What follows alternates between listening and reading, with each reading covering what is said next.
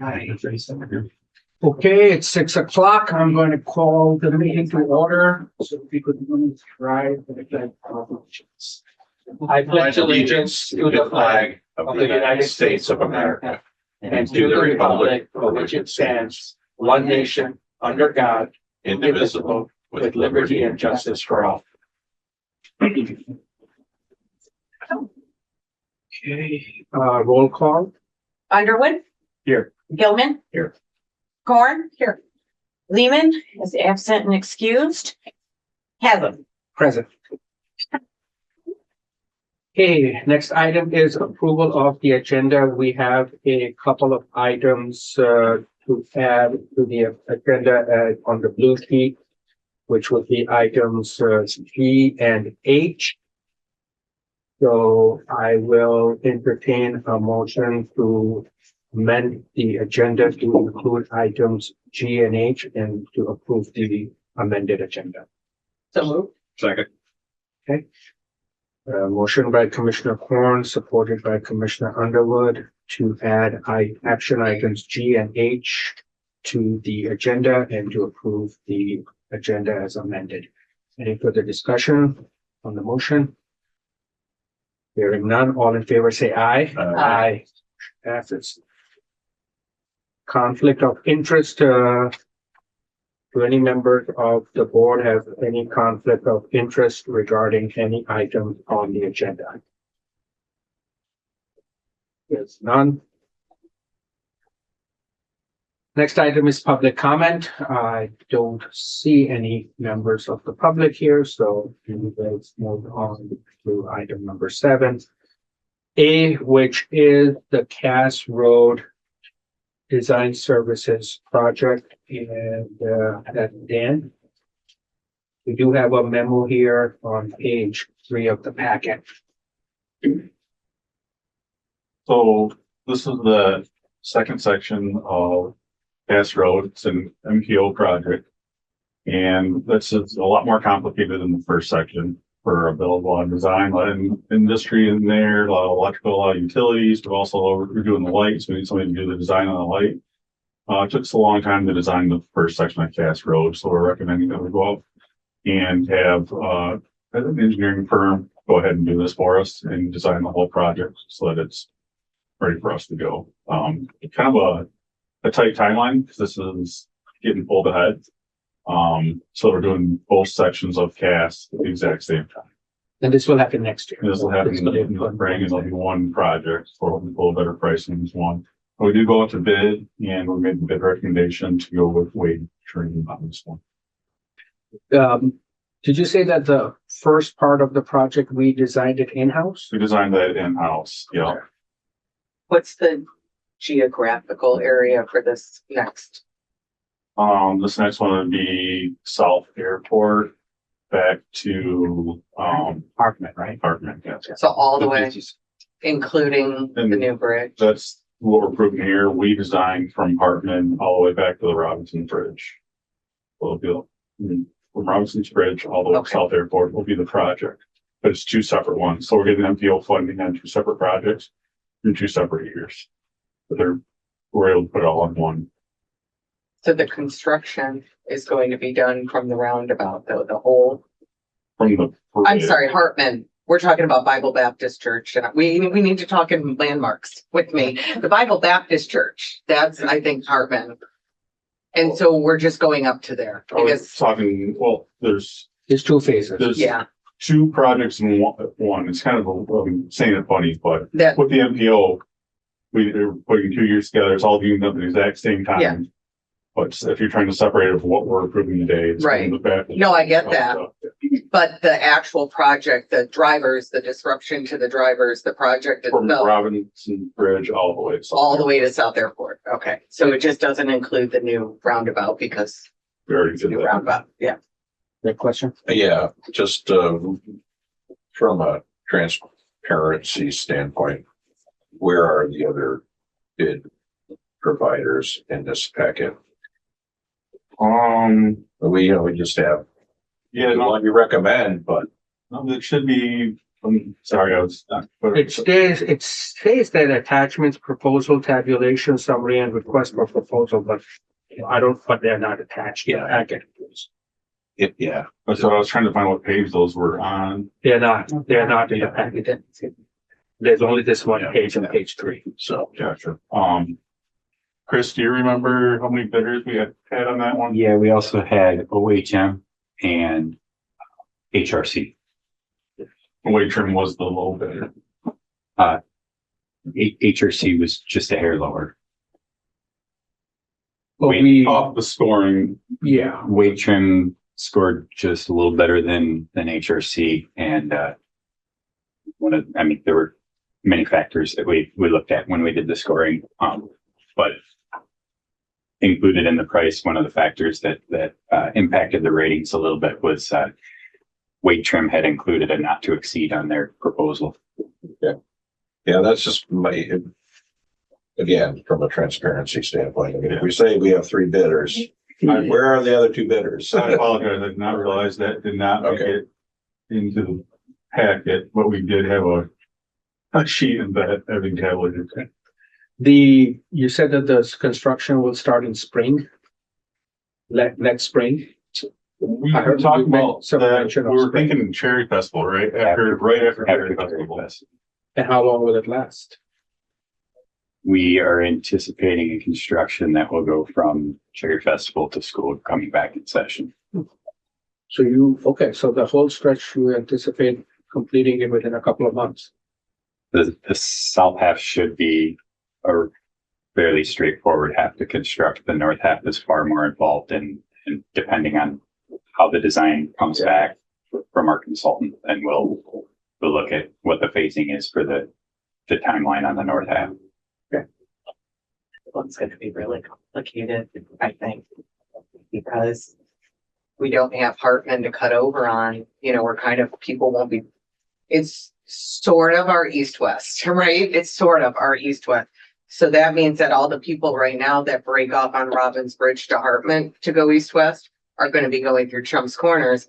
And we just also happen to have the MDOT project. I know it's way further down, but it impacts. So that's why I was wondering. What's our bridge project on Vikner? When are we looking at that? That's probably gonna be 27. Okay, all right. I'm just trying to think ahead. Well, some chance, I believe, of 26, but we're thinking 27. We're throwing around the ideas right now of starting construction on the bridge in the winter. Finishing up just as the paving season opens up, start to get the asphalt. What kind, But that's just preliminary discussion phase. would we make an official detour? And I'm just wondering how that involves South Airport Road. I'm just thinking ahead on none of this has to do with the approval as much as I know the project's happening. I think I didn't realize it was all happening at one time. I thought we had Robbins to cut to Hartman. Do you know what I mean? As a detour to go around, but if we don't, that's significantly different in the traffic flow. Is this our project or is it MDOT? Because it says it's construction will led through the MDOT local agency program. Because it's an MPO. So who's responsible for the project in terms of detours, all that stuff? Is it us or is it MDOT? We are. We are. Okay, They're just responsible for administering the federal funds. okay. That's another reason why the project isn't out yet is because they scrutinize it as well when we put the project out, because they're putting up a bid. Joe might be able to speak to this a little bit, because we did the reviews that, I thought you kind of mentioned you found them this to be the most stringent they ever were going through a project. Yeah, they've been, well, actually, across the board, they've been more picky on just about everything. Final reviews at the end, designs on the front end. It's a whole lot of crossing T's and dotting I's, and they look and you said the pay item says this and you missed the comma. Is that the same as the one that's in the bid sheet? And MDOT? yes, that's how it is when you go through their review. So, is what it is. You Do just you have an opinion on both sections being done at the same time as far as how that could be less painful for everyone Yeah. driving around? How do Yeah. you feel that it's doable and it's okay? Well, the first phase of the project went up to Hartman, but the plan has always been to create a 3-lane section through the industrial zone. Because there's a tremendous amount of truck traffic in there. They're turning off the road in the lane and backing stuff up. So if you give them a place to stop and turn, you can keep traffic flowing. But at Hartman, there's a need for a left turn lane when you're heading north to turn onto Hartman, because that blocks traffic and people are driving through the grass to get around vehicles.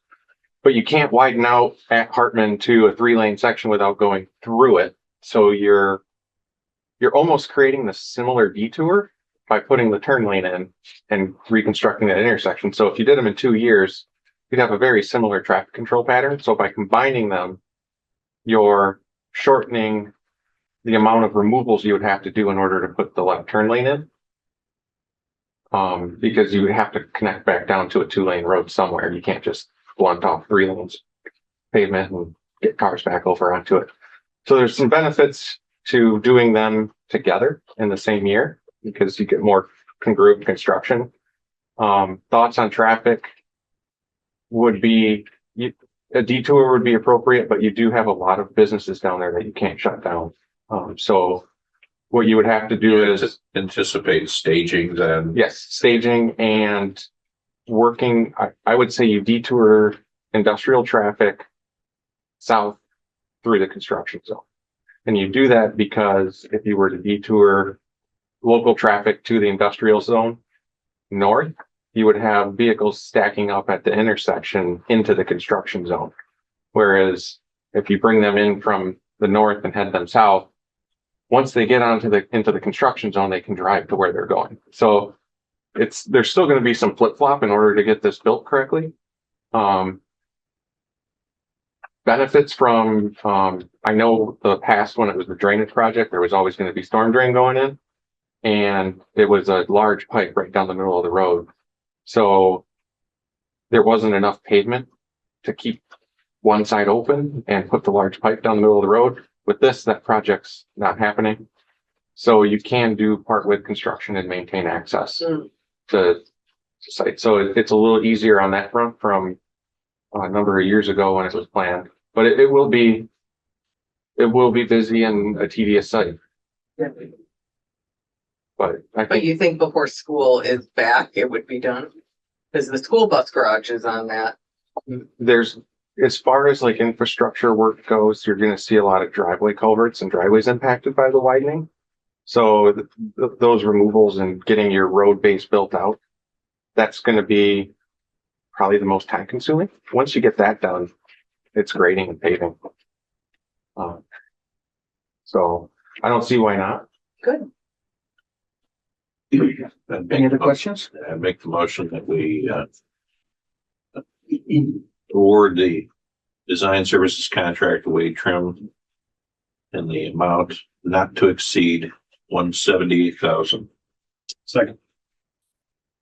There's a motion by Commissioner Gilman, supported by Commissioner Underwood, to award the design services contract for the Cass Road rehabilitation, Hartman Road to South Airport Road, and Cass South Airport Road signal modernization projects to Wade Trim for an amount not to exceed $178,000 and authorize the manager to issue a notice of. Any further discussion on the motion? Hearing none, roll call please. Gilman, Yes. Horn, Yes. Lehman, absent, excused, Underwood. Yeah. Heather. Yes, motion passes. Next item is the Ridgeview Court SAD, and this is for the agreement to fund construction costs. On page 4. That's Dan. So this is the project you might remember it came up about a year ago. With Garfield Township. They decided to turn it down at that time due to cost. We weren't really aware that Garfield Township and the residents were interested in doing this project again. They went to Elmer's on their own and saw what it would cost. To go ahead and get it done and kind of move forward, and then realized that they needed to go through us for this. We were thinking we'd just give them a permit, but they need to go to us on this. So it's just a pass through for us. 100% of the costs are going to be reimbursed by the township, so we are essentially. That's an easy one for me. Yep. I'll make that motion. We approve. The SAD. Agreement for construction. Yes. Yeah. I'll support that. Okay, motion by Commissioner Gilman, supported by Commissioner Horn to approve the agreement to fund construction costs for Ridgeview Court and to authorize the chair to sign the agreement. Any further discussion on the motion? Hearing none, roll call please. Should we approve Elmer's and the amount? That's what we're doing. Before. Okay, yeah, and approve Elmer's crane and dozer for in the amount of $364,410.49. And authorize the chair and clerk to sign. That's the motion. Horn, Yes. Lehman's absent and excused. Underwood, Yes. Gilman, Yes. Kevin. Yes, motion passes. When is this planned to be done? You're hearing like next week, Okay, probably guess sometime this month. So it'll just be a short, quick project. Yeah, it's like 0.3 miles. And But it's just, yeah, it's not much. they're doing water pipes too or something, aren't they? At Yeah. the same time, yeah. Next item is the road safety audit for Cedar Run, Gray and Harris. That start on, 6. yeah. It's in, okay, page 11, but yeah, somewhere around there. And that is, so this, as you, just to give a preamble on this, this was something that was approved by the board as part of the road safety grants from the state, and we were approved for this road safety audit that was done earlier this year. They submitted a report, which hopefully all of you received. And so Joe is here to essentially summarize the 70 or so. Yeah. yeah, a lot of pages for, these things, a lot of background information. So C2G came up and, had a kickoff meeting with the road commission, stakeholders, the township, fire and safety, and, the board, a couple board members came. Just discuss the project, what the perceived issues were out there, and just to get a background on how things are going. After that, they went out and did site visits during the day, during peak hours. They went and drove the road at night, went out again in the morning, made field observations and watched traffic at the intersections and travel along that stretch of road just to see if they saw anything. So the point of these is to get a third party who is unfamiliar with the road segment, who can take a fresh look at it, and they look at their observations, and then they go back through just what they think would be good improvements to increase safety. They do review crash data. They look at that and see if there's anything that they observed that could be corrected on the project. So they break them down into long-term, mid-term, and short-term kind of fixes. And they also rank it by frequency and severity. So the types of crashes that could happen and how frequent do they occur. And then they give it a score A through F. So F is bad. That's where you want to like look at those and do something. And then as it goes down, it's either it could be a bad crash, but isn't likely to happen. So those are A's. So that's kind of how these work. And then based off of the types of crashes they're seeing and the severity of it, they give recommended improvements, fixes, anything they can do on the side of the road, like from simply cutting back tree branches to full-blown intersection or roadway redesigns. So it gives you an idea of where to apply different fixes. And then oftentimes we use these in the suggestions they make to go for other funding, such as safety grants. If it's a big enough need, and try to fund some improvements for the roadway for safety. Any questions on that process?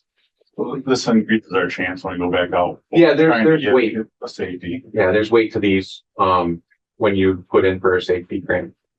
That other people have looked at it, and the state funded the road safety audit, and it was their consultant who came up and did the review, so they were part of the suggestions for these improvements. So kind of skipping, through the talk about how they do this, they made some observations out there that are kind of noted. Some of it is like the signage that's out there and streetlights, some interesting pavement markings in some spots. And like one of the bigger ones is they discuss the intersections the most. Harris Road, and correct. I don't know why I blanked on that one. I was trying to think of the one in the middle too, Gallagher. Yes. One Yeah, is Gallagher, too. Yeah, that's the one that On the turns other into the school. Yeah. It's from the backside. Yeah. I did some looking on those, and the majority of the crashes that occur on this stretch of road are at those intersections. So you'll see more talk and more frequency on that one is like areas to make improvements for this road. Kind of really summarize it.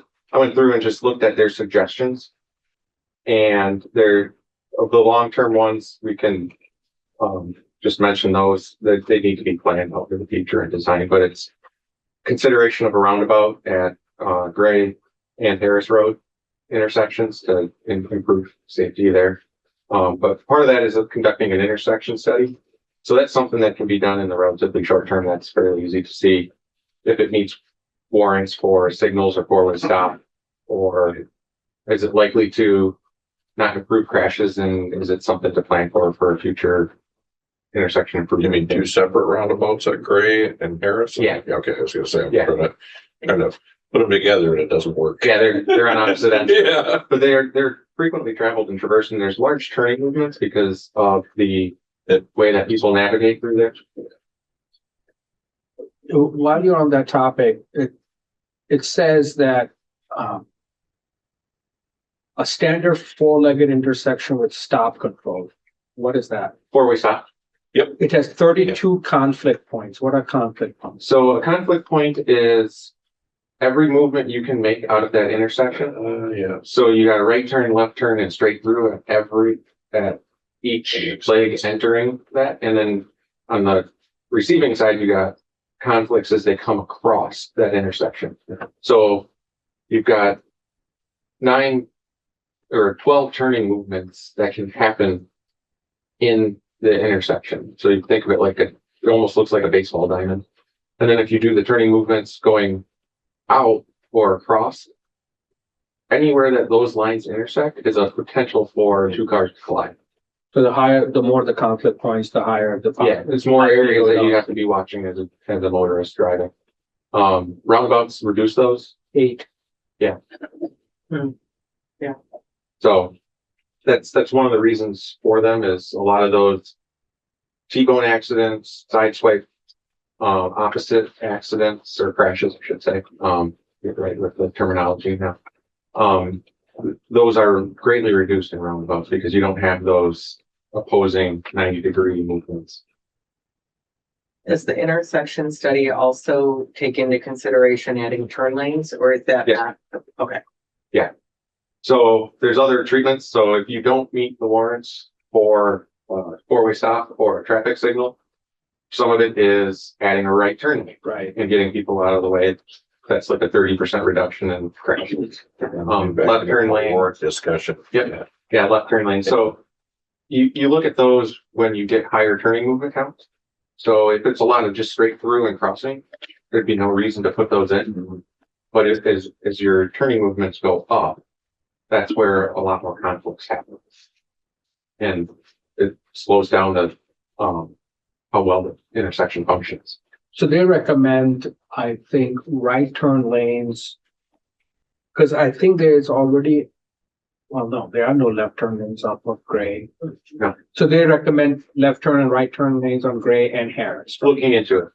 You're looking into it. Yeah. That's a recommendation. Yeah, so Wouldn't we need extra do we have right of way, first of all? I Like, believe it's- even to consider? I believe it's 33 feet through there. Adding a center, like a left turn lane and a right turn flare, you're really close to the right of way. Your pavement width is getting out there quite a way, so you can do it in some instances without needing permanent right of way, but those corners where your curbing is, you're usually touching that 90 that comes with your right of way lines. So oftentimes you're going for triangles, which the road commission likes anyways, because once you get that triangle, site distance triangle, you can control it, keep the vegetation down, keep fences out of there, that kind of stuff. So let's just take Gray and Cedar. Mhm. Do we have a, what, 66-foot right of way there? On Gray Road? I believe that's what it is. And so if we were to add a left turn lane and a right taper, you're saying that that would pretty much use up the 66-foot. Yeah, you're 5.5 feet for your left turn lane on that one side of the road, 11-foot through lane, 11-foot right turn lane, and then any shoulder or curve that you're putting in, you're really close to that 33. Usually you have enough to get some grading in there. And permanent easements, you might be really close to the right of way, but you'd be going for grading licenses to regrade people's property in order to do the construction work. So from an engineering standpoint, can it be done with that, with the right of way that we have on Gray? You'd have to look at the grades in the ditches and side slopes coming down in. Oftentimes that's what really dictates it. If you've got a steeper slope that's closer to the road, you have to chase it to tie back in. Okay. Or if they're steep going up, you've got to cut that whole thing back. And what about Harris? 66-foot, is there, can it be done within the right of way that we have without going for a more permanent easement? Same issues. And some of it is looking at turning movement counts and doing an analysis of the intersection to figure out what lane turning movement lanes you need. So not every one might not need, not every leg would need maybe a right turn lane. Maybe it's only 2 that need it and 2 that need left turn lanes.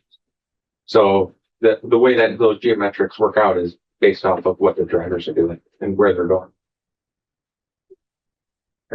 When they do a study to look to see if the area meets the warrants for a stop or a light or whatever, are they just looking at they meet criteria A, B, C, and D, or do they look at the bigger picture, like things like grading or having to acquire property in order to get this project done? Or is it really the outcome of the study is just telling us whether we meet the warrants, kind of black and white?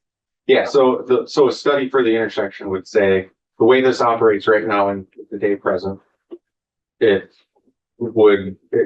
doesn't meet a traffic signal, but a left turn lane on 2 legs and a right turn flare heading north on Gray Road is needed. That's all it does. So then you would have to get into some design work and some survey work in order to see what that actually looks like in the real world. Okay. So how is this intersection study different from this? Didn't this They didn't study? do turning movement counts Okay, or traffic counts. Right. So you need to do a 12-hour count.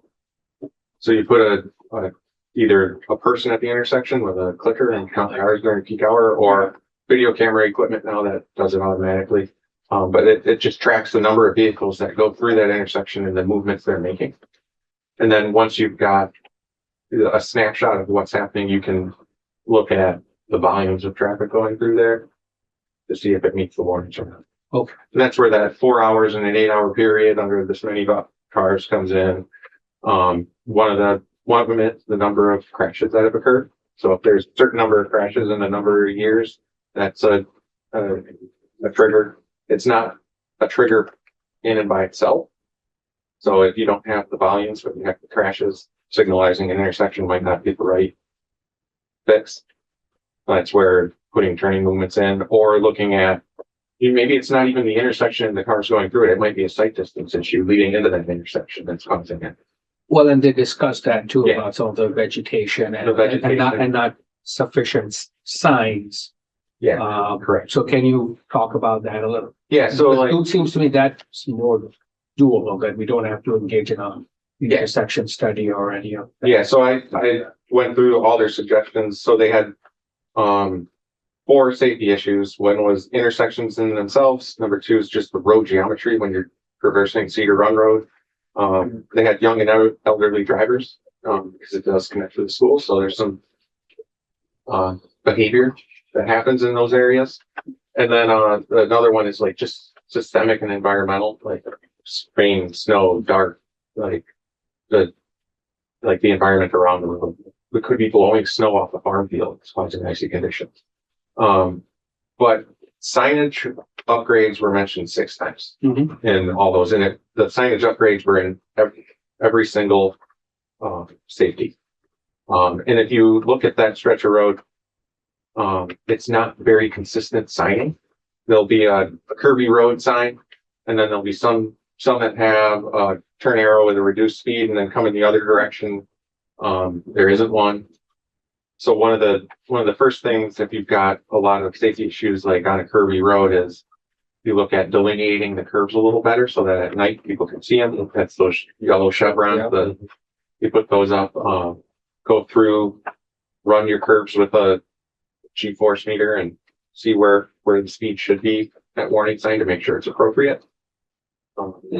Those kind of things are a good first step because they're easy to implement.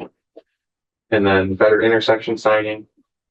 And then, noting that, Harris Road has 2-way stop, cross traffic does not stop, making sure that you properly signed it, or maybe improving the signage would help, bringing the retroreflectivity up on it, those kinds of things. So on the curves thing, I can attest to the fact that at nighttime, I drive it, so I know where the curve is, but there are no street lights around that No. curve until you get a little bit further where the, what's called wood something subdivision, whatever it's Yeah. called, Willowbrook or something. And then obviously there's a light at the intersection, but, and even during the daytime, a lot of people, when they hit the curve, they're almost in the shoulder. They're not even on the actual road between the white line and the yellow line. Yeah. It's one of the snowstorm too. Yeah. Well, and that's during the winter time, but even like now, when I go home, they're like all the cars ahead of me are in the shoulder, and especially the larger vehicles, because by the time they get there, they don't know. So I definitely think that the signs, there's a lack of appropriate signing. The other thing they mentioned, which I've always wondered, is that left turn lane onto Gallagher. It seems Really to keep going until Yeah. Willowbrook, and I always wondered why it, where it's supposed to turn to, but I think that's a confusing too, a little Yeah, bit. that was mentioned, and I Yeah. looked at Right, quite a lengthy turn lane. yeah, And there's nowhere to turn when you're in it for quite an extended right. distance. On the environmental thing, I think when you were talking about it, didn't they also mention like the same thing that we are doing on Zimmerman, the high friction Yeah, so that's around the curbs? yeah. So a step would be you go through, yank all the warning signs that are out there, reset them, bring it up to current standard, delineate the curves with chevrons, put the appropriate warning signs up, and see how that helps. If you start getting slide offs or some chevrons are getting taken out every winter by people who are leaving, then slippery conditions, high friction surface in those curves. In order, maybe it's a traction problem. The blowing snow, different parts of the county have different issues with that. And sometimes it can be hard to keep up with plow trucks. Knowing that maybe it needs a little bit more sand during winter weather. High friction surfaces would be used in that. So oftentimes you approach these things in steps with the low hanging fruit first, and then you observe. I think the question in my mind is that these solutions that we're talking about, signs, high friction surfaces, I don't know how they still address the issue of Gray and Harris. They don't. Right, because I understand that Cedar Run, that stretch is an issue, obviously, but a bigger issue, or at least an equally concerning issue, is the issue of traffic turning onto Cedar Run from Gray and Harris. So those to me seems like a more, I Well, should say, expensive fix. yeah, well, You know, as far as I'm concerned, a couple of lens changes and, 4 stop signs, or 2 new stop signs. As far as Harris and Cedar Run. Yeah. goes. That would be the, I forgot to bring it up, but, looking back, the crash data only went to 2023 Yeah. system, but there was 36 crashes between Gray Road and Harris Road, including the intersection, over a 3-year period from 2020 to 2023. yeah, But there were 12 at Cedar Run and Gray and 19 at Cedar Run and Harris. There's only 5 that happened in between those intersections. right. So while this, like, but the amount of traffic at the Gallagher though is nothing, I mean, compared to Harris or. no, there was, well, it was older. There was maybe one that could have been influenced by that Yeah, intersection. There, And Gallagher is situated where there are better lights. it's clear. light sites, yeah. Yeah, Harris, yeah, there's traffic coming up, you Yeah. don't see it. You don't see Same it. with Gray, Yeah. there's that curve. So I think that explains why there are higher frequency of crashes. yeah, in Harris, that's the one where, like, if you're looking left, there's limited sight distance. It's very Yep. limited For for both sides, even for Cedar Run. Mhm. You don't see Harris until you come up that. so, It's a thing. you know, it might not be, it might not be a roundabout that fixes that. It could be a sight distance issue, and it's either you bring the grade up so you can see, or you try to cut the intersection down. That was one of the Get better. things that I recommended, lowering it. What's the process for that? I mean, is that a very extended, expensive That's what, process? that's the projects that are Secor Road and Summit City Road. So you're, I believe the Secor Road one is, right around $600,000. To cut the hill down 2 to 3 feet. That one also has, some intersection of improvements with it. It was noted when it was looking at it and studying it that, there was a turning movements that warranted, some traffic lanes, and while you're tearing it up, you might as well bring it up to what's needed up there. But Rainier, they did that. Yep, the frame, Zimmerman, they did that. yep, Zimmerman, Zimmerman Rainier. was. There was a like, hill cut. There Wow. was a hill cut on Cedar Run Road back in 2017 or 18. Huge change to have. Yeah, you'll see it, there's the picket fence at the top of both sides. That one came down quite a few feet. When you look for a study on this and you talk about traffic lights, I guess I have a hard time understanding what the difference is between a traffic light and that blinking light at Harris and Cedar Run. Yeah, and if we're talking about signals, they're both under the signals umbrella, but a traffic signal, like for an intersection, would be the red, yellow, green. The hanging blinking lights, they're called beacons. And those just bring attention that there's the intersection there. So intersections there. through road gets a yellow, crossroad that has stop signs gets a red, or if it's a 4-way stop, it flashes 4 But red. that doesn't mean necessarily that it meets the markers for a full-on yellow, red, green. No, that would be if you have a stop controlled intersection with signs and you want to bring more attention to this location and. what So the that's signs all it say. is, just more attention. Yeah. Okay. I don't even know if those are recommended as a safety measure. They used to go up quite a bit. So some people that are in the safety world like them, and others say it doesn't do much. What is the purpose of that flashing yellow headers? Because it doesn't stop any traffic. No. No one is yielding It's intended as caution, that there's an intersection. Yeah. Okay. just like the intersection had signs are on the side of the road. You know, if let's just hypothetically speaking, if we were to place stop signs at the intersection of Harris and Cedar, like, you know, The on 3-way. three-way.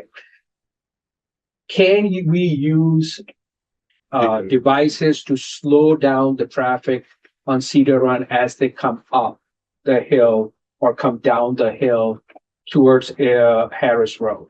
Are there ways like using those rumble strips that are in the middle of the road that as you approach a stop sign, you know, it warns you that you need to start slowing down your. Yeah, so the use of rumble strips, it does warn people of intersections, slowing them down, not necessarily slow them down. It's an audible warning and you Yeah. feel it in the car, so they know Yeah. they're coming up to it.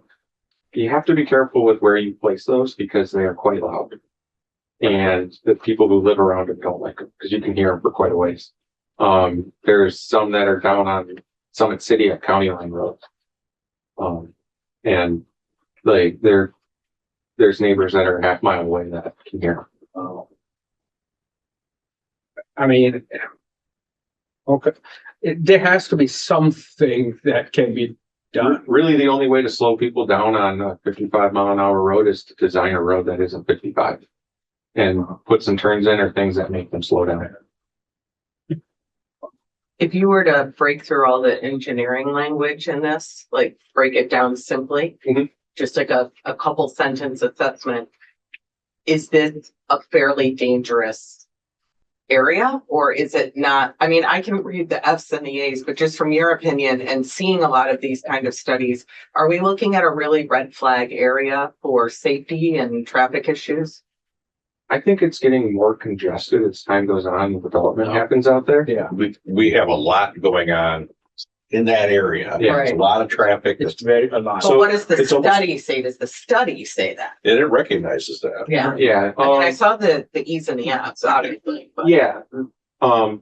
Compared to other intersections, that's where it gets tricky with these is because, as far as like, if you were to like rank the intersections in the county, South Airport and Garfield is going to be right up there. Right. But it's got so much more traffic going through it. It's signalized, it's slower.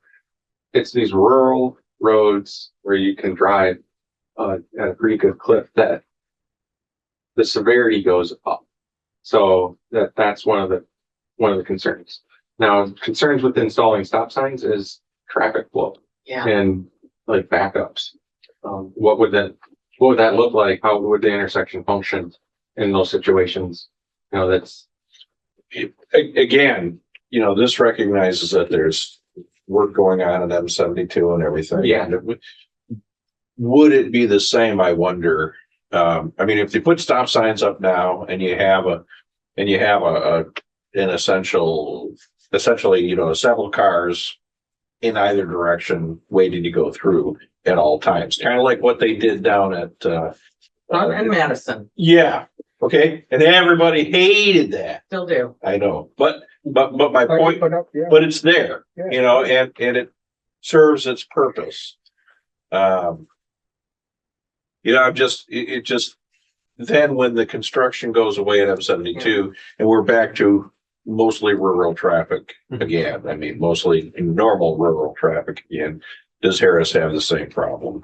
But the numbers are from 19 through 23, the, right? the crash, The crash, yeah. Yeah. Traffic volumes, I couldn't tell you. Right. Don't But we have new ones coming. New one's coming and you'll see just volumes. So one thing to do would be if there's traffic volumes and ADT on those stretches of road from this summer when construction's going on, you can do it again next year and see what it looks like Yeah. and see if there's a drop off. Sometimes when you have construction like this, people find new routes and they stick to it. You change their pattern. Not always. Most of it, I believe, is development going on up there. There's a lot right there in gray, it's There. crazy. Yeah. New Um, apartment buildings. Yeah. You know what, when I'm looking at that exist, like they talk about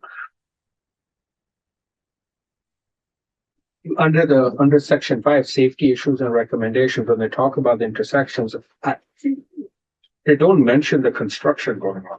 No. They just say main intersections are Gray, Gallagher and Harris. Mhm. They describe what those are and they say all three intersections were noted to have significant backup and delay during AM and PM peak hours and school hours. Mhm. Cedar Run Road has significant vehicle traffic at these times as well. So I don't see, unless it's somewhere else that I haven't seen, where they're talking about the construction. That's just at the beginning. Yeah, They they- recognize yeah. that's all. So I guess the question for this board is, I mean, we have this study, we applied for it and we got it. We have the results for it. They have some recommendations.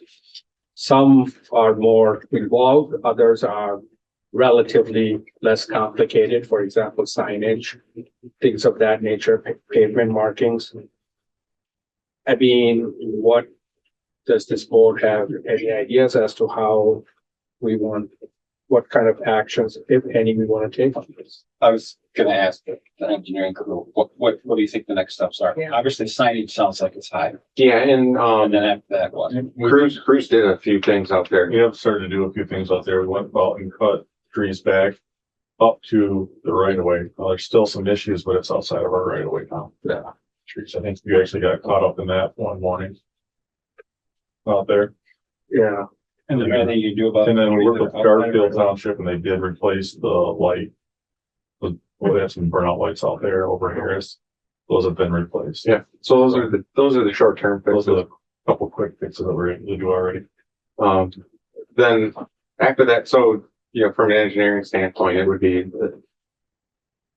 get the signage along that stretch of road. And do some correction out there, sure that is correct and all appropriate. Do a traffic study at the intersections. I wouldn't do it this summer when construction's going on, because you're gonna get some false results. Having volume data would be good though, to know what impact that had.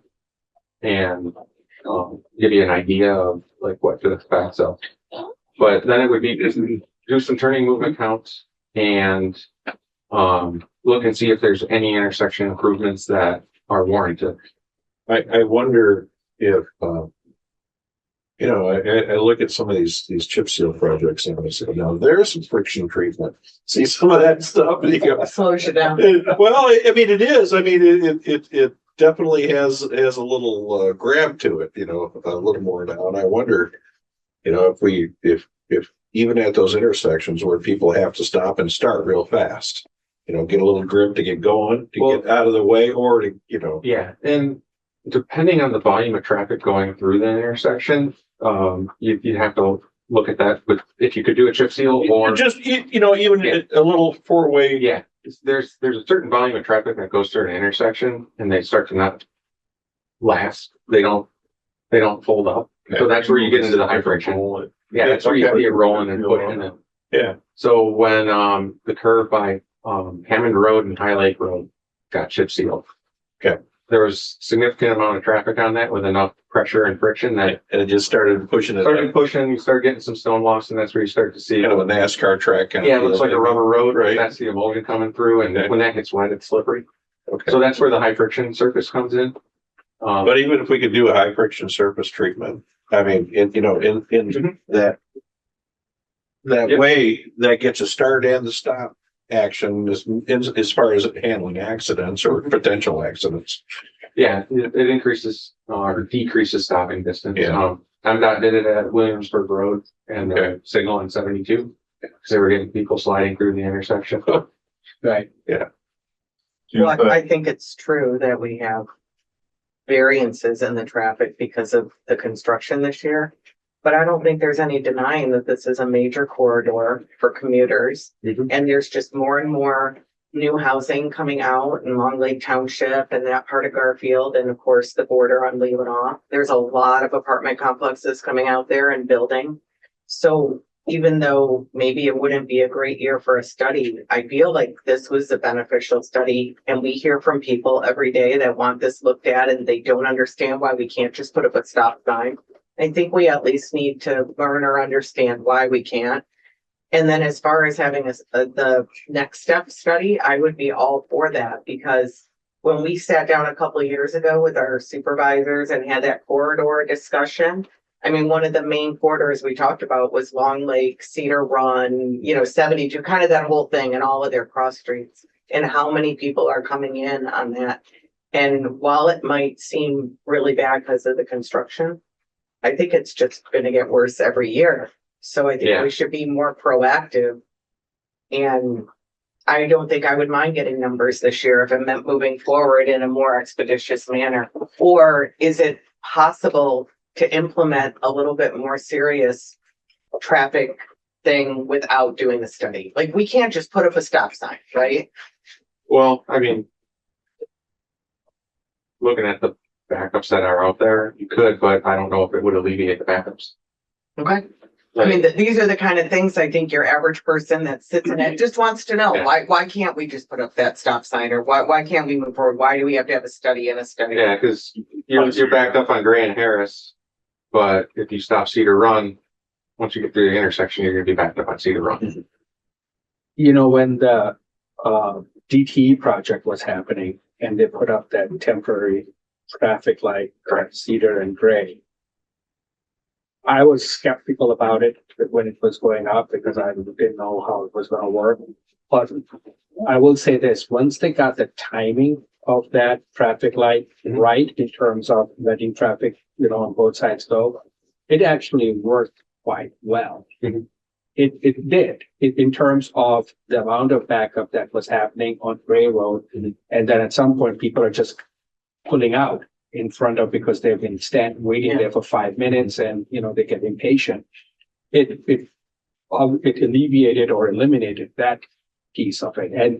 And I'm coming down Cedar Run, once the timing got right, the traffic wasn't backed up as badly. The only time it backed up was in the first day, timing was off.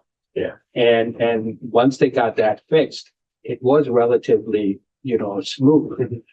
So obviously my point is that we have had a trial run of sorts of Yes. a traffic light at that intersection.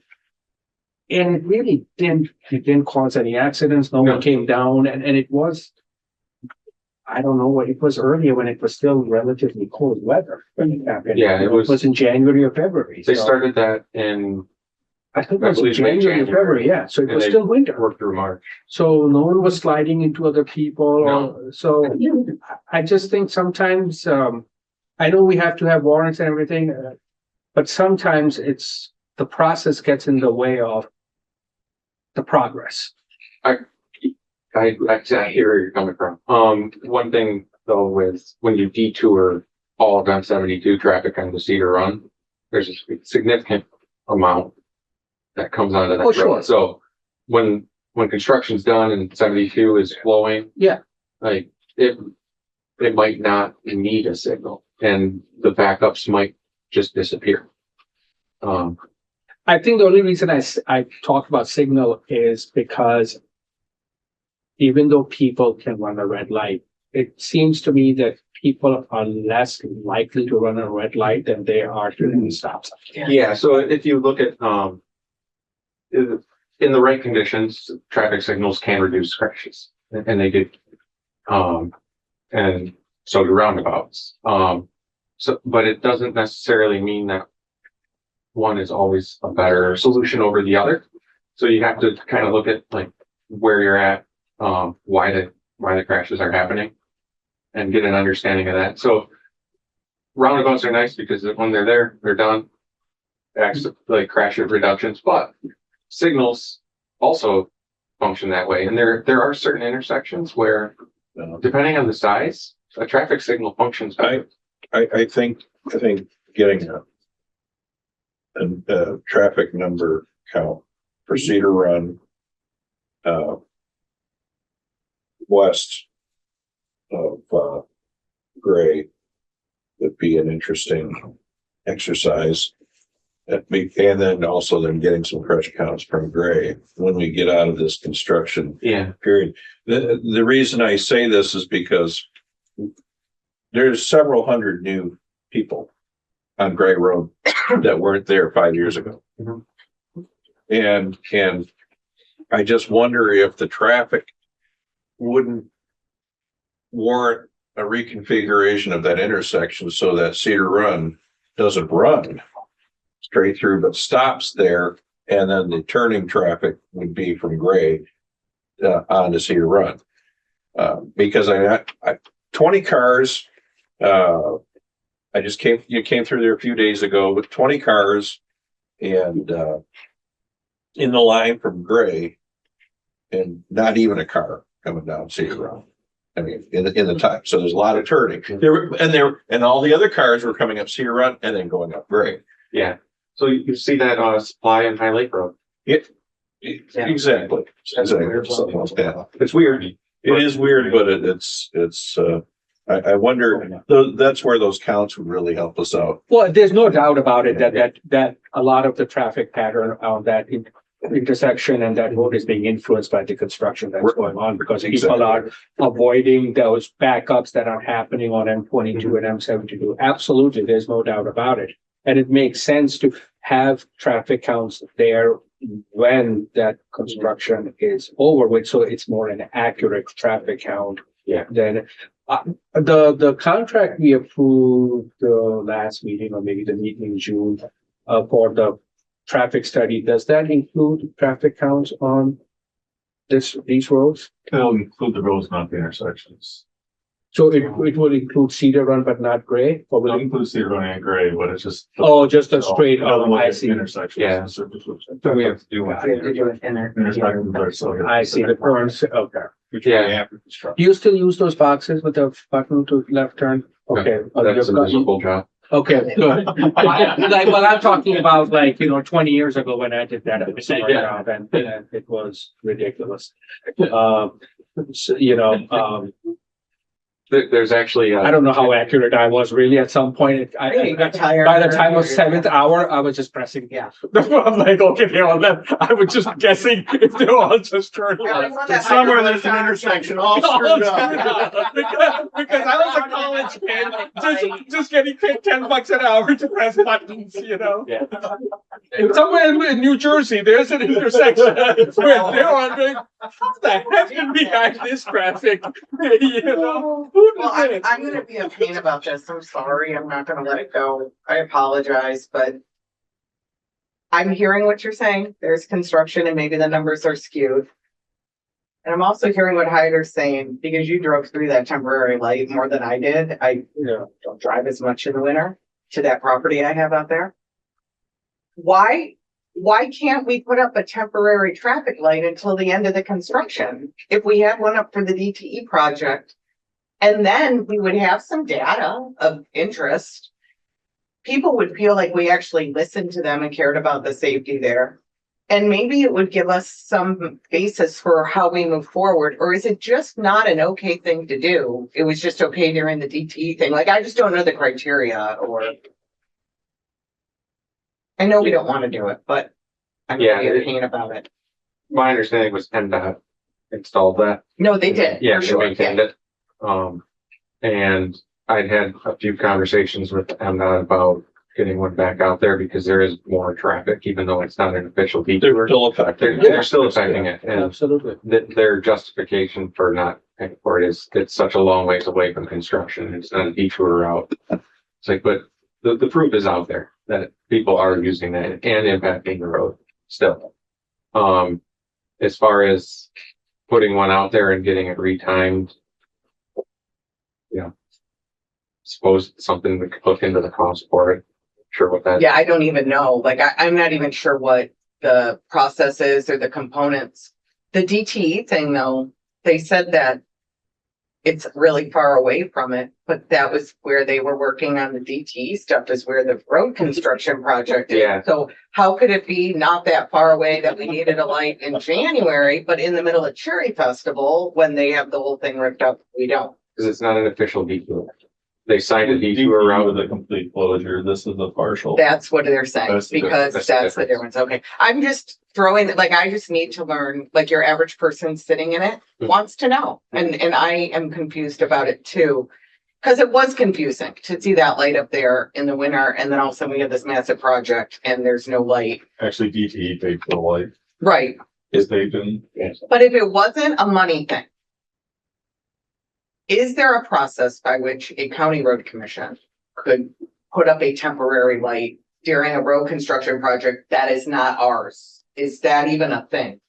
Because I understand it's not our project and it's Yeah. not a detour, and I get all of that. Do we even have a player in the game here or no? Well, it's the road commission's intersection. But we don't make a practice of putting up temporary traffic lights traditionally For other No. projects. for other projects, right? Right. Yeah, Okay. I mean, we've signalized certain things for our own projects, like Yeah. Garfield Road and the bridge replacement. Yeah. Right, Yeah. yeah, no, for sure, like, we are controlling the whole thing, this is something we're not controlling. Mhm. Right. And there's really no way to talk MDOT into this. That was, And how much longer is the MDOT project there? I think they said they should be done, the construction will go until the end of the construction season into November, they said, to Okay, wrap that's everything what I else. thought. But I think the main construction phase is gonna be done in September or something. yeah, they're like on phase 3 right now. that. They're not Just building the switched it roundabout. yesterday. Yeah. In the middle of the day. In a couple of weeks, we've got all the kids going back to school in West Senior High there and a lot of them turning off at Gray that come in from that area. Good point. And that concerns me. It wasn't fair to say that we're gonna do what we can do right now with the signage and everything, and probably next spring we'll do a signal. Well, it helps with the Cedar Run. I mean, but we have to do something on Cedar Run just to make Oh. that road safe. So- Yeah. Yeah, I mean, as far as the signage goes, I mean, that's the no-brainer. No-brainer. Yeah. That's minimal cost. Yeah, Yeah. Dan, if we could just ask Dan to bring us back a package, you know, Yeah. if he needs to, otherwise, let's. I'm sure we can do it within my spend. Okay, there we go.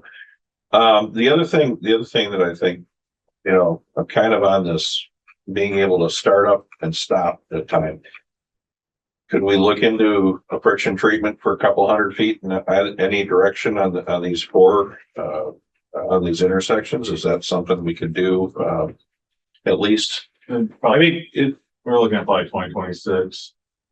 Okay, Yeah, and what you would do with that is you would pull the intersection crash data and look to see what weather conditions attributed to crashes. Like, because they've got it all marked out, you know, wet weather, dark, snow, slippery, summertime, daylight, and you can, so is it rear end accidents or side swipe kind of accidents? People leaving the roadway trying to avoid stuff. So you have to kind of parse out, is that the issue by sifting through all the crash data and the UD10s that the police put together. And if it is slippery weather or low friction conditions that are causing it, that's a completely appropriate safety measure. If it's not, there's something else going on that would require a different measure. When you're looking at signs, for, I think especially for Harris Road, I think it'll be helpful to have a sign that alerts the traffic on Harris Road that the traffic on Cedar Run does not stop. I think there isn't one there. I don't think so. I don't think so. First thing, Cray Road. I thought. Yeah, cross traffic does not stop. On Harris Road, I haven't, It's there on Harris. I'm pretty sure that they're coming from my house. It's the that dual stop Yeah. sign and it's on the. if there is, outside. is it like visible? Or is, okay, The biggest problem there is the crest of the hill. Like, it's yeah, really well, hard. that's to see. the problem, and I don't know. You can fit those giant mirrors, right? So, off the side, I'm just kidding. We have the rights for those. You know what I'm talking about. Yeah, I know. You look at Yeah, it, yeah. on this blind ends. Wasn't there something with Betsy Coffea in this intersection or funding or so? I'm just trying to think back. Wasn't there That was for something? Gray Road. I thought I thought my recollection is that the county passed some motion or something to work with the state Yeah. or some asking for money to make a request. Yeah, Is there any money there? And I don't think there was any teeth to it. I mean, it was just so there's nothing there. I'm just trying to think of Yeah. resources. Yeah. Like, obviously, everything we talk about costs money and we have to be cognizant of it, but I'm sorry. I know I'm a problematic with this intersection, but it's just, there's a lot of kids driving on that route. I just, I think it's concerning. And I wish that there was something we could do, and I understand the processes are slow. Well, a midterm fix, you know, like, if you do an intersection study and it doesn't warrant a traffic signal after construction's done. My guess is there's gonna be some turn lanes that are recommended in order to get things flowing better. And those are, those are easier fixes. And they're more localized. Maximize our footprint into our right of way there. Yeah, I mean, if we can accommodate turn lanes within the 66 feet, even if it's just right to the edge of it, okay, so Yeah. what? You know, slivers are right away for turn lanes aren't as Yeah. invasive as you're putting a roundabout in, so. Oh, Oftentimes. Well, I don't think a roundabout at Harris would be a good idea. I'm just because we're looking at Yeah, I don't even know how that would work. So Yeah. do you have to have a intersection study then to even do something like a right turn lane or a left turn lane? Because he wants you still have to have warrants, right? For those. Yeah, Yeah, there's warrants for those, like, sometimes a full-blown right turn lane, but you can do right turn flares, which are the shorter, yeah. they just move over the 11 feet and give people when they just move out of the way and make the turn. So let me ask you this. What would an intersection study with traffic turn counts, how would that help us figure out whether we need to put a right turn lane and left turn lane? Because we know that that those are needed. So how would that study tell us anything more about whether those lanes should be put in or not? It would help with the determination on signalization here. Okay, but let's take away signalization for You now. just want to throw in a turn. We just want to throw in turn lanes on Harris and Gray so that traffic can move a little bit easier and safer. Why do we need an intersection study for that? I mean, you can do that. No, I'm saying that do we need an intersection? Is there any rule that's gonna say, no, don't do that? No. Yeah, okay, No, okay.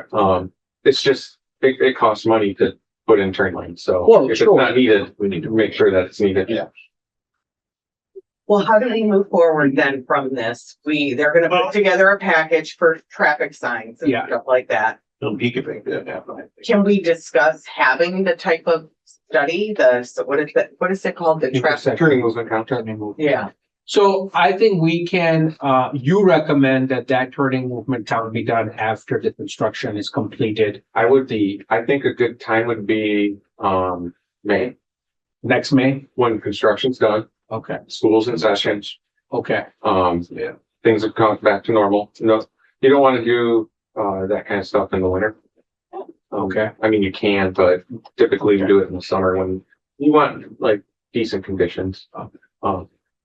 So, I guess we can direct staff to, obviously Dan is gonna bring us a package with the signage, and then as far as the traffic, turn count studies are concerned, we can direct staff to bring us a proposal that we can approve for a study starting next May. Yeah, and something, engineering staff might be able to accomplish would be just doing a basic survey of the grades of the road and getting an idea of what that vertical Okay. curve looks like. Okay, so we can do all that now and just authorize a study to be done in May. So we don't have to wait until that time to authorize all this. Yeah, in a turning movement count study, I believe putting the camera off and getting it analyzed for turning movement counts is $350. Okay. So then, whatever time it takes to write the report for the warrants. So it's pretty minimal.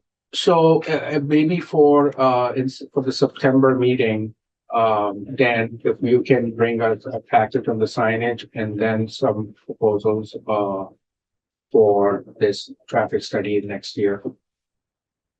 Okay, and then we can look at the grades too, to see if we could do a turn signal, or turn lane, I'm sorry, turn lane. Yeah, or they'll cut. that will be Yeah, any part of of it, that will yeah. be part of this traffic count, right? They will look at No, a design. No, I mean, we would look at that yeah, when we I are doing that. I would think imagine. engineering staff Yeah. has enough resources Right, and data already to get some of that answered. yeah.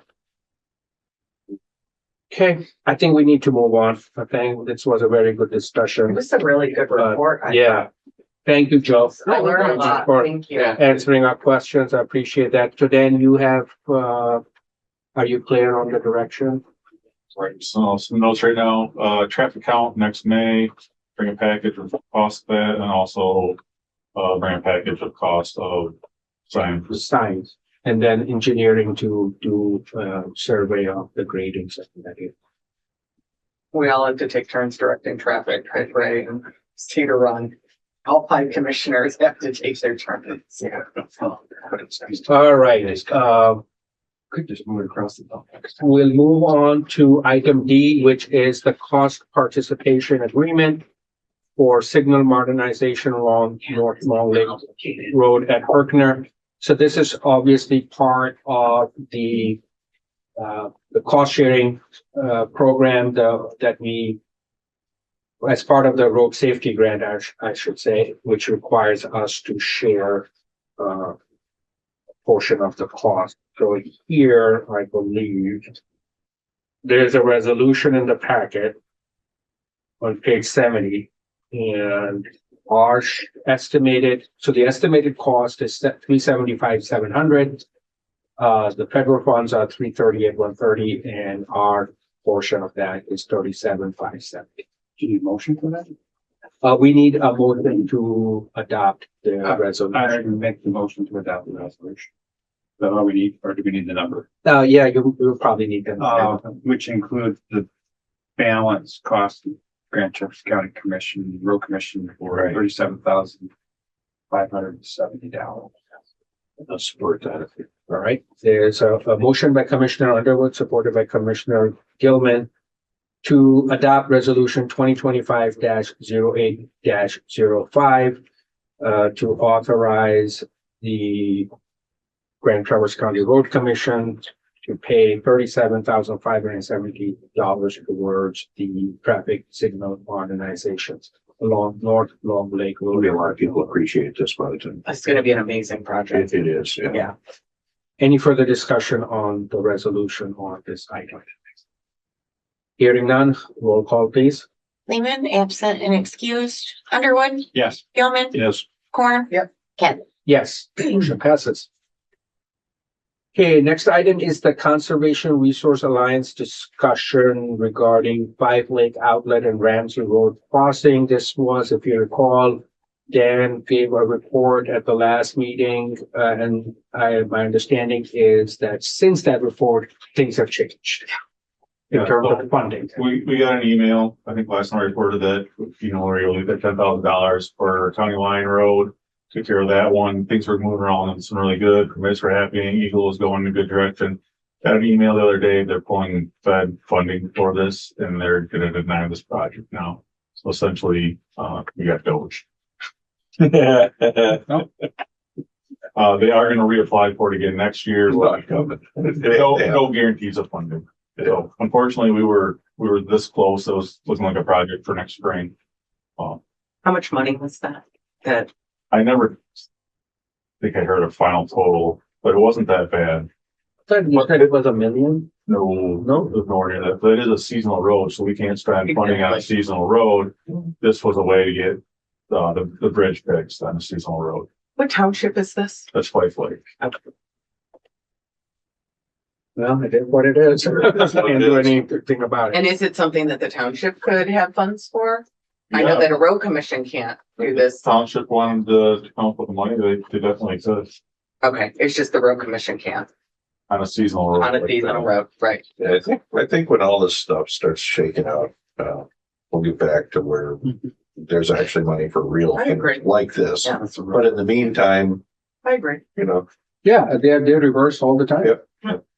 To go back, and I think what's happening is that they froze everything because they needed time to review all the actions and decisions of the past administration. And as the months go by, you slowly see them releasing things because they have had a chance to review that and put new standards. Yeah. It makes sense. Yeah, and they set new standards. They have done a lot of things. For example, I was reading the other day about those chargers. So they froze, that the whole network of chargers, they froze everything. Yeah. But then they came out with more relaxed standards and they're gonna ask Congress for more money for that charging network. we should probably just be thankful we're not in the middle of a $200 to $300 million bridge. Right. That would have been good. First, Yeah, last thing we did is an executive order specifically on our bridge. I think all of us. I would. We're out, yeah. Cool. All right, next item is the Town Line Road weight and load restriction discussion. There is a resolution on page 71, but Dan just. So I think we've all talked about this several times now that we went through and did the wedge and the chip seal on there. We know that was not the proper fix for it, but still, that was a $10 million project. We did that project for, I want to say, under $300,000. We know it's not the long-term fix, but in order to save the road as long as we possibly can, It's not a bad idea anyway. We want to keep the semis off it. We did get a resolution for our support from Garfield Township and East Bay Township. We just need one from our board and we can enforce that and get some signage I would on it. make that motion that we approve the resolution, limiting traffic to essential commercial and essential, vehicle traffic. Second. Right, motion by Commissioner Gilman, supported by Commissioner Underwood to adopt resolution 2025-0806, Town Line Road, permanent restrictions for all non-essential, non-emergency vehicles. The one comment I had was when we were discussing this, my thought was that we should have a similar restriction on Barney Road. Because of all the work that we will be doing on Barney Road, two townships contributing towards it. There have been complaints from people in that area about big trucks using Barney Road. So maybe I'd love to we see could the consider township that. if Garfield, because they're putting money into it right now. too. Garfield and Longley, Yeah. both of them. Yeah. So it wouldn't be a bad idea. I mean, they could still take Cedar Run. I mean, the Cedar Run is it's Yeah. right. It's built up. And it's built for Right. that. So And that's what they should be using. So my direction to, Dan would be that if you could reach out to Garfield and Long Lake on Barney Road as well. And see if they would agree to for a similar, restriction on that. So with that, if there's no other discussion, and since there's no money involved, all in favor, say aye. Aye. Oh, that's right. Thank you. Roll call, please. well, resolution, right? Underwood, Yes. Gilman, Yes. Horn. Lehman, absent and excused, and Kevin. Yes. Motion passes. All right. So next item is item G, which is the 2025 Act 51 bond authorization and contract for Hampshire Drive SAD. And these were handed out prior to the meeting. How'd we get this done? Phil, So Doug White with Acme Township had been working with John Axe, it's bond counsel to finance, this SAD. They previously done it in 2015 and 2021. I had a little difficulty time notifying John Axe that our August meeting was canceled, that we were moving it up. And knowing that we wanted to get this construction done, I, finally tracked him down. He had changed law firms. He's now with Kirk Huth okay, Law. I did reach out to the county finance director and he has a good working relationship with John and he has no problem with us using him as bond counsel. These bonds will be authorized through the county board. So this is the first step of the process, is having this resolution to ask the county to issue Act 51 road bonds. And John has prepared a resolution for the county board that will go to them next after our board approves it. can I ask a very stupid question, because I really don't know the answer. Why do we need issuance of bonds for a contract for $328,000? Because the township is charging the residents and collecting those over a period of 15 years. And they're gonna use that to make the debt payments. The township isn't upfronting the costs. I see. Well, and we're using, our Act 51s, which we get better rates. Right. So you were asking for a motion, so the motion would be to approve the Hampshire Drive SAD and bonds to be issued not to exceed $328,597.44 and the agreement to fund construction service costs with Acme Township and I'll make that authorization. motion. Okay, I'll support it. all right. So motion by Commissioner Gill, supported by Commissioner Horn to approve the Hampshire Drive SAD and bonds be issued not to exceed $328,597.44 and the agreement to fund construction service costs with Acme Township and authorize the chair and clerk to sign said agreement. Any further discussion on the motion? Hearing none, roll call please. Gilman, Yes. Horn. Lehman, absent excused, Underwood, Yes. Cadwell. Yes, motion passes. Item H is the purchase of 2026 GMC pickup trucks for our 2026 budget. Dan. So this is where we're at, kind of the whim of, my deal. They all of a sudden release and say, hey, Bill, you want the trucks for next year? You better get them now. You better get them now, better get in line. We have not, had luck last year getting trucks, so looks like we're gonna be able to get them this year, so that's why we're doing. Let's get back on schedule. Yeah, we normally don't do 7 trucks. Yeah. I did this one a little differently. I put it together. I showed the trucks that they were replacing and did the estimated price. Again, these trucks are gonna be for next year, so kind of how many miles and all that stuff, kind of put a number in there for them. So, Yeah, I recognize the conservative evaluation of our trucks, even in the next year. This stuff, it's valuable now. And like, the fact we can pick up 7 new, is good. I'll make a motion. Joe? I'll make a motion that we, purchase 7 2026 GMC pickup trucks from Todd Wenzel Buick GMC, for a total cost of $374,553. And offer. And the disposal of the corresponding units to the highest bidder.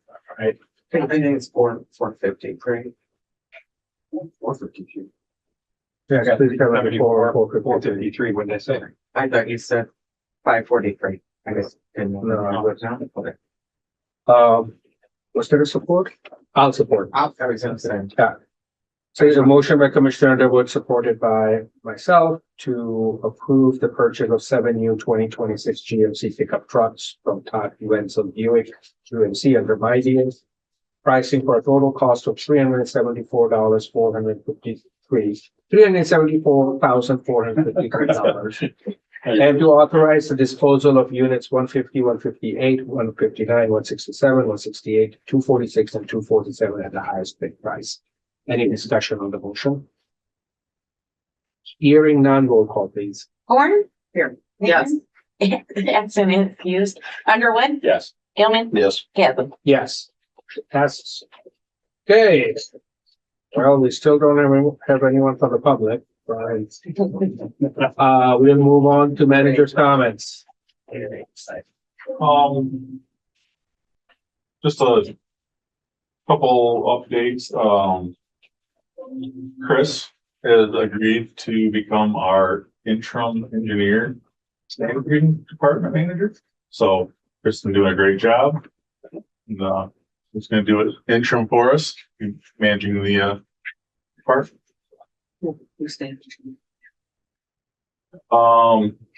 Obviously Joe's helping out, but he's only part-time. Chris has really been doing the job. Okay. Myself has been overseeing a lot of it. Yeah. So Chris is gonna take a lot of those.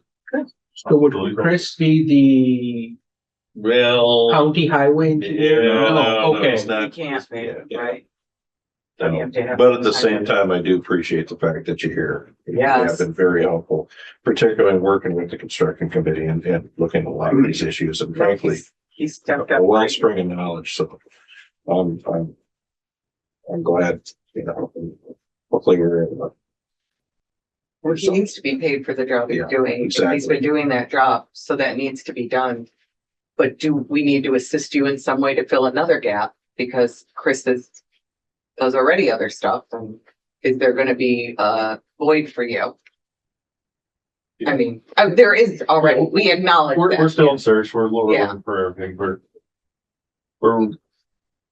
the Chris, same what place we was your have been. position before? Chris, what was I don't know your title. I was an engineering technician. Engineering technician. Okay, so this is an interim engineering department manager. So basically what would have been your supervisor maybe? Yes. Okay, but you don't have one, so it's been you Yes. and you need to be appropriately paid for it. But also thank you for stepping in the time when we don't know what's going on. And you should be recognized for that because that's a big deal to have to do 2 jobs and get acknowledged for one. So thank you. Yes, I don't know, it's congratulations, Chris, but I'll Yeah, we're congratulate going. you. You know, I'm not sure about that, but. I held my tongue on that part. Yeah, well, I'll congratulate you. It is a move up, so, and you get paid a little bit more. That's So the that deal. is You need to definitely get cause paid for for what you do. congratulations. So, yeah, and thank you for stepping up. Appreciate all the work that you have been doing so far. Hopefully we can fill the vacancy that's been there and so that the department is staffed. But in the meantime, I appreciate everything that everyone is doing with the resources that we have. Anything else? Yeah, I have another staff update. I'm talking about a safety coordinator. So we did have our full-time safety coordinator start this week. His name is Josh Willis. He's been with us for a few years. He's coming from the crew. So he has a lot of experience. He's going to be able to do a lot of, we have new employees, go out and train them in plow trucks. He's very passionate about that. He comes from a military background and he also was in law enforcement. So Chris has Josh has a great background, very passionate about safety. He's hits the ground running. So it's great to have him on in that role now. You created that role though, didn't you? Yes. Like there's a hat tip there too, because this is one of the most important jobs that we can do. If our guys aren't trained and safe out there, then we don't want them out there. So coming up with that idea and being able to fill it was really a great idea. So thank you, because the safety part matters, especially with what we've seen going on in the last year or so. Pretty crazy. I have standard operating procedures for everything we do here. I think it's very important. Yeah. So having him actually put that on paper and train all of our guys the same way. So we do everything the same way every time. It's gonna be Yeah. huge. So that was my update. That's it, okay. All right, thank you. Let's move on to commissioners' comments, questions, and future agenda items. We'll start with Commissioner Moore.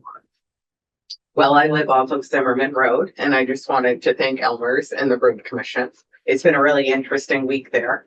We were the recipients of the high friction, the results of an RSA that said that the S curve on Zimmerman is dangerous. So we get the high friction asphalt. Is that the proper term? Chip seal. Well, no, we got the chip seal after, but on the curb, we got the sticky stuff. And let me tell you, it is fantastic. She's really testing it out. I know. Dora the Explorer, my car. No, it really is weird because I've lived there for about 30 years off of that road, and I wouldn't do this, but I could drive it with my eyes closed because I've done it. So, it is really different. Like, it's not a novelty. Like, at first I was like, well, this is interesting, whatever. No, it's legit. And I'm really interested to see in the winter what it's going to be like. So that's the first thing. The second thing is, after we finished that, they chip sealed the road, which, as you know, was a complete crush shape many years ago, probably more than a decade ago. And the road, of course, has started to, break down as they do. So the chip seal was done and completed. It was a little wonky with the traffic and the closing. They actually closed our road, which was really crazy, Bill. But I just wanted to say that I thought they did a really good job. And there were signal people like directing traffic outside our sub every day. And everybody was really nice. And it turned out really well. But immediately you could tell the difference on the S curve. Oh, So talking about when you guys were talking about Cedar Run and maybe that curve that people take wide, like this stuff is the real deal. It's been really interesting. Also, the way that they put it down was really unique and different. Like, we were not expecting the process. So like, you put it down by hand. Yeah. So that was not something we expected to see, was people putting stuff down by hand on the road in front of your house. So that was pretty interesting. So I just wanted to say thank you for that, because I think they really killed it and did a good job. The other thing is, Joe and I went out to the Kingsley building with Dan and Bay Area Productions, and we shot a series of question and answers with Dan about the most frequently made comments on the Road Commission and most frequently asked questions. And they are going to break them up into small little bite-sized videos, along with a little bit longer Q&A that has them all together. But we touched on topics like Town Line and the Hammond Project and Cedar Run and Gray, and just kind of the things that we consistently see people asking about. And I'm really excited about these videos when they come out. I think they're a really unique approach to communicating with constituents that just really lays it out there. And from a layman's point of view, which is me asking people that are more experienced about roads, can you just give me the lowdown on why it looks like this or what the process is? So those will be coming out really soon, and Susan and Charlie did a great job. I mean, it was good. And Dan's our rock star. He's doing. Yeah. Dan. Hollywood's gonna come recruit. I know. I know. So that was really cool. Joe did a great job, and it was really fun shooting it, but also I'm just excited to see the information get out there. So the communications is rolling along. Okay, thank you, Commissioner Doyle. I just gonna make a quick comment. It was really nice to see the emergency response team that we have at the corner of Cass and South Airport. Sorry, I got a blank there. It's nice for the public to see that we actually do respond and we actually have a system in place to respond as fast as possible. The issue happens. You know, what's really interesting about that is that no one can figure out who installed those conduits or who they belong to. I mean, it's almost like a spy movie. Like someone just came in, installed these conduits, and they can trace ownership of who the owners are of that. Now, I don't know if they can cut into it and figure out who it goes into, or will they never know who installed it? I don't know how those conduits work. Is this like who the fault is of this thing? Cool, is what you mean? This is tied. That's what caused the puncture in the sewer line. Originally bored and went Yeah. into the sewer. And when you say they, we don't know who they are. Right. They cannot figure out what this goes to. Aren't or there what it is. cameras at the intersection that can but I guess they weren't directionally drilling that close, probably. Yeah, they could have been Yeah. a Yeah. couple hundred yards away. Well, whoever they are, they'll never say no. Yeah, right. Well, but Wasn't how could you install something without any paperwork? Yeah. That's That's really interesting. That's what we ran into on Front Street there a couple months ago. Remember in front of the concrete service, we had Yeah. the same thing. They had no permit hold, so we just caught them in the act. Oh, yeah. But this is what kind of a conduit is it? Is it like cable? Do you even know what it is? I'm not. Yeah, I sure wasn't what- sure what it is, but anyways, to that. But it's just nice that we actually Yeah. have a response team. Absolutely. The emergency response trailer has been a very positive thing. It's helped restore our relationship with several county entities, fire, police. I hear things when I go to, meetings all the time from chiefs and the sheriff, so. It's a good thing to be part of it. The DPW, because that's went into their. We'll have to fix the road though. They're covering it, yes, Oh, we're they're overseeing, covering make it? sure our road is put back Okay. to the RSD. I see. I see. Okay. Okay. That's what. But the invoices aren't running through us. Yeah, what's the number? All right. Commissioner Gilman. At the end of last month, Dan and I, we met up with some of the horse people. And also Senator Moose. And, that's the first time I've ever been in the Flint Fields in there while they have stuff going on and everything. It's like, Gorgeous. one of these houses could buy us a truck. I mean, and I'm not talking a pickup truck. I'm talking fully loaded. You mean the plow truck? Yeah. Okay. I mean, just, and that's one of the nags. It's really a wonderful place back there. They really got a thing going. I think they have their own economy or something, but, at the end of it, I mean, we had Dan Wagner there and we had, of course, the owner of the park and Camus and about 8 people loosely associated with Lansing government and everything. And, we talked about the rail and using the rail, and apparently the rail ends there. It's not even used anymore beyond that intersection. So that was kind of an interesting discovery.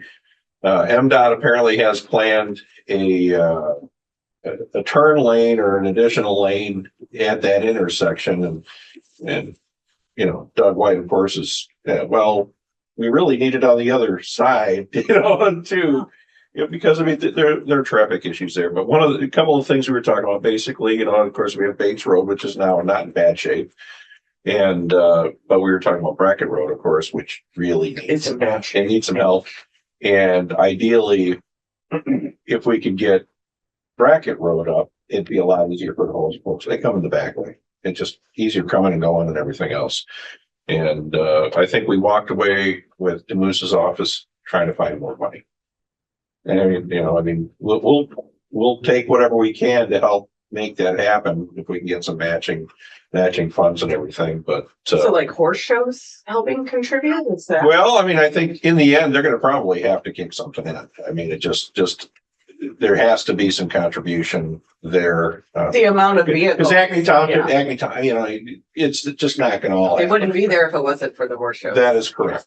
That is What correct. is it that they're trying to do on Bracket Road? They're Fix it. Yeah, I mean, it's Bracket shape? the crush and shape problem. The idea is to go down the Lautner Road and then go to the roundabout there by Meyer. Yeah. So they. Oh, And Lautner, yeah. and we just chip sealed Lautner. I mean, Lautner looks pretty nice right Got it. now. And speaking of chip seal, I noticed we hit Holiday too, which is, that looks really nice. Yeah, it does. And I know we'd had some concerns, people, hey, you just made, you redid our road 4 years ago, why aren't you? We covered that in the video. There's a whole video. Good, good. So I'm done beyond that. It was an interesting, trip there, Horse shows is a whole world. It's If a you different- haven't gone, you should go. it's a different world. It's really It interesting. really is. So, A side note about Acme Township, while we're talking about that, they did move locations. Yeah. I went out there for a meeting and standing out there all by myself. To the Kmart Plaza? No. Is that where they went? Where did they go? There's a small, like, chain of like buildings, I'll say, and it's a couple hundred yards. If you're driving north on 31, there's Station 8, like where with Yep. Acme Township. And then there's the place that used to be the Mercedes dealership and now it's a Oh, kitchen yeah, cabinet. yeah. The next building. It's a Oh. small brown building and Okay. there's a big blue and orange Oh. sign that says Acme Township Okay. up front. That's what I thought they bought that building next door. I don't know. The Mercedes one, yeah. So I looked over there and I'm like, well, they have nothing of that yet, so. Kitchen I don't cabinets. know what's going. Yeah. All right, well, thank you, Commissioner Gilman. The one thing I have to report is I had the opportunity to attend a meeting, get together, reception at the facility on Mitchell Creek, the Grand Traverse Land Conservancy. And they wanted everyone to come out there and see what they were doing and things, because obviously we, that's the project that we agreed to put that crossing and so that people can access that tar trail there on this property. And so they walked us around, and I had never been there before. It's just absolutely beautiful. Yeah, it is. It's very unique. My best part was. you're talking about where they're putting the crossing? Or the area The to whole access area. the whole area. the whole Mitchell Creek Golf Course. The golf course. It's the whole beautiful. golf- I know, I own that property. Yeah. Yeah, I know. It is absolutely gorgeous. It is. Yeah, it's just amazing. And the best part was they have these 12 goats that they used to feed a very invasive plant species. I can't forget the name, but they eat them. And so it becomes a lot more manageable for the staff to just go in and then remove that. So, it was just and they have a very nice building, the conservancy there. It is very, very nice there. I mean, he was describing the porch area and the slope, and it's supposed to be as a constellation or something, which I guess if you're there at nighttime with the lights on, you can see it. But anyways, it was a good area. It was a good opportunity there. Obviously, East Bay Township people were there, and the TCAPS was there. The whole idea is safe routes to school and connections, and they were very appreciative of us agreeing to do that. And also I think we put in the application for what's called the TPA or whatever it's called. So that was a good opportunity. So Is that trail extension done yet? That went from 3 Mile to the regional building that you went to? I don't think, Okay. I don't think right now. But when 3 Mile is finished, that crosswalk is gonna be in place or no? Ah, okay, I didn't know that. Okay. Yeah. I'm surprised Jason wasn't invited to this. I'm raising my stuff with them. All right, that's all I had to report. If there is nothing else, we adjourn. Okay, all in favor, say aye. Aye. Aye. Motion passes. We are adjourned.